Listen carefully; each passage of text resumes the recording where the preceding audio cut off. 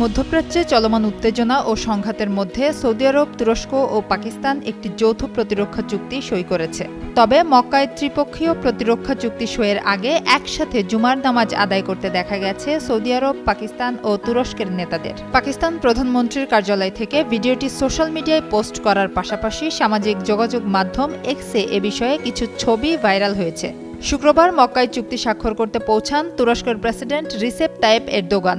অন্যদিকে পাকিস্তানের প্রধানমন্ত্রী শেহবাজ শরীফ এর আগেই সেখানে পৌঁছান। সুস্থ জীবন,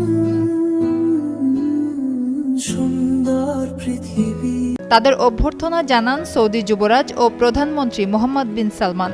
নামাজে এক কাতারে অংশ নিতে দেখা গেছে সৌদি যুবরাজ মোহাম্মদ বিন সালমান, পাক প্রধানমন্ত্রী শেহবাজ শরীফ, পররাষ্ট্রমন্ত্রী ইসহাকদার, ফিল্ড মার্শাল আসিম মুনির এবং তুরস্কের প্রেসিডেন্ট রিসেপ তাইপ এরদোগান সহ পররাষ্ট্রমন্ত্রী হাকান ফিদান।